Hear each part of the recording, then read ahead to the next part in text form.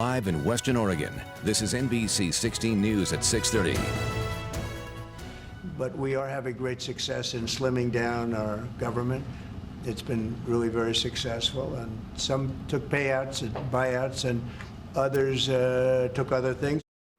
First at 6:30, after a first round of federal cuts saw thousands of probationary employees fired nationwide, the Trump administration has signaled another round of cuts is coming, this time for long-term federal employees. Good evening and thanks for joining us for NBC 16 News at 6:30. I'm Gold Meadows. Alan Matthews has the night off. In a memo sent to federal agency heads yesterday, Trump senior officials gave them a deadline of March 13th to start making cuts. Oregon State economist says federal jobs make up a larger part of overall employment in rural areas. And as Christina Giardinelli from our Portland sister station shows us, there are also some of the higher paying jobs in those areas, meaning bigger impacts to local taxes and economy. There are just under 30,000 federal jobs in Oregon. That makes up 1.5% of all jobs in the state, according to the latest data from state economist Gail Krumenauer. She says that share is even steeper in rural counties. For example, in Sherman County, federal government employment made up about 14% of the total.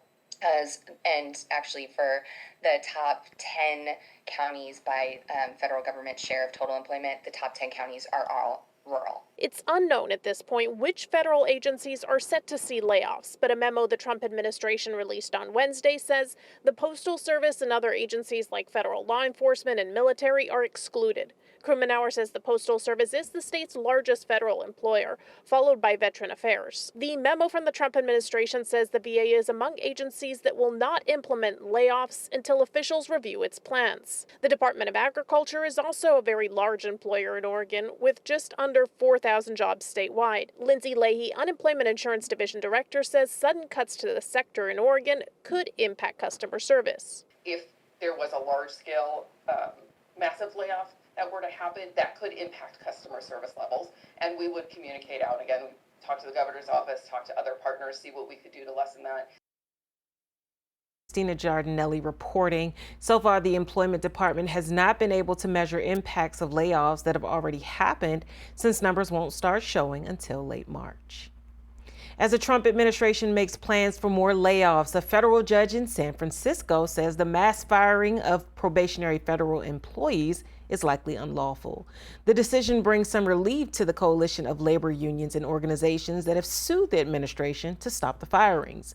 U.S. District Judge William Alsup says the Office of Personnel Management doesn't have the authority to fire the probationary employees, quote, under any statute in the history of the universe, unquote, except for the OPM's own employees. A man is tracked down and arrested in Springfield after police say he slapped a mother and spit on her baby while holding a gun at Valley River Center. Just before 5 p.m. yesterday, Eugene police responded to a call for menacing with a firearm inside the mall. EPD says officers saturated the area searching for 22-year-old suspect Reeson Darrell Kofi. Springfield Police Department later joined that search and found a possible location for Kofi in Springfield.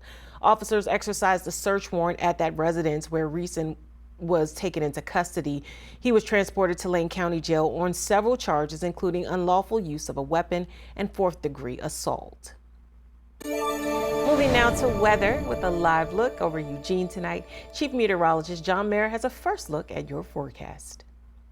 Just like what we saw yesterday, the Umpqua Valley's turned into what looked more like a river as that fog just rolled on through. But unlike yesterday, it was quick to clear out. Now, I'm not necessarily saying we're going to see a similar performance tonight into tomorrow, though. In fact, this is going to be our chance to get that fog that really sticks. And we're talking starting later this evening. Visibility that could drop down to less than a half mile, this time on the coast as well. Really, the entire viewing area going to get in on that early morning fog that can make for a big impact out there. And yet, in spite of all of this fog rolling through, we're still expecting to clear out heading into the afternoon hours, getting into the 50s by the lunch hour. And by the end of the day, we could still work out a couple of 60s, if not 70-degree highs. So how much longer do we keep that warmer weather going as we head towards the start of the new month? We'll track it out for you coming up.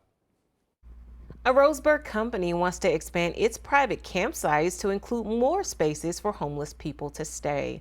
The proposed change would triple the number of guests, making room for the homeless population to move from 10 campsites to 30. Elk Island Trading Group owns 3 properties that host city-approved campsites. The company says it wants to increase the limit on a city camping rule as it applies to privately owned property. Every one of the size camps that we have, we're only on a very small portion of the land that we have. We can easily have 40 tents in this and expand the fencing area where it's on 2 or 3 of the lots. Now, the city says the company has to seek approval of changes relating to the expansion at future city council meetings. Lori Chavez de Remer's nomination for Labor Secretary advances to the full Senate thanks to support from Democrats. The former Republican Congresswoman got support from 3 Democrats.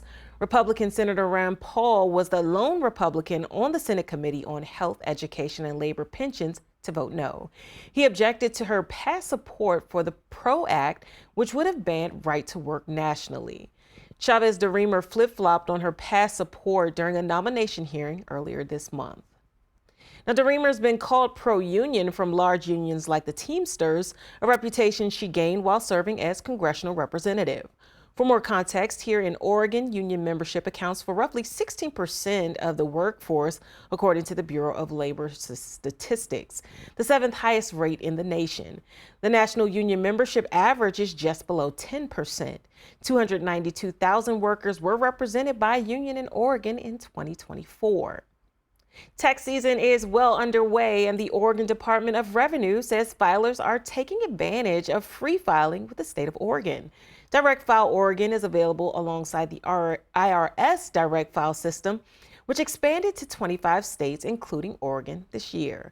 The free filing option allows users to link their federal returns to their state ones, transferring information and taking the time needed to file your state returns down to about 15 minutes.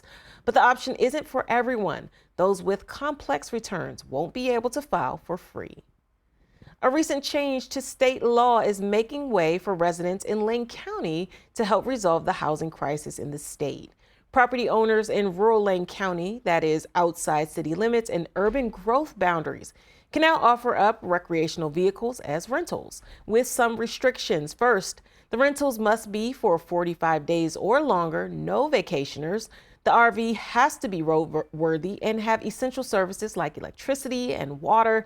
The RV must also have a toilet and sink, or the tenant must have access to those facilities. Now, for more information, check the link on our website to the county's land management page. Well, the Lane County Commissioners held a public comment session Tuesday with the topic of discussion being protections for transgender and immigrant residents of the county. Dozens of people attended on both sides of the issue, speaking for and against a proposed county declaration. It's a topic we've covered in the past, with community leaders calling on commissioners to affirm their support for and defense of the LGBTQ and immigrant communities. It is said that the county follows state and federal laws to protect people from discrimination and to ensure that they can access services without fear of immigration enforcement. In the current political climate, I'm concerned that my son will not be safe unless gender identity is added to the sanctuary policy. But we're asking for a commitment to that in the face of what is happening on the national stage. Thank you. But not everyone was on board with the idea of a sanctuary county declaration, saying the state, as well as several advocacy groups, have covered this already. For all citizens of this county, laws and constitutional protections already exist, as well as an abundance of specialized resources, additional special status and protection for perceived victimization, agreement with the agendas and ideology, and the expectation of the 2.2% are being forced on the rest of the 97.8% of the population. This is not warranted or necessary. Thank you. The 4J School District and the City of Eugene have already made declarations in support of those communities, but the county has not. Those in attendance pointed to the actions of the Trump administration targeting DEI initiatives and immigrant populations, saying they're being denied the rights guaranteed in the U.S. Constitution. And the City of Eugene's Recreation Department is looking to fund youth programs through its Youth Empowerment Grant. Up to $3,000 each is available for projects centered on helping kids and at-risk youth. That includes summer camps, after-school programs, and job training from July of this year to July of next year. The deadline to submit an application is April 25th, and for more information, visit City of Eugene's website.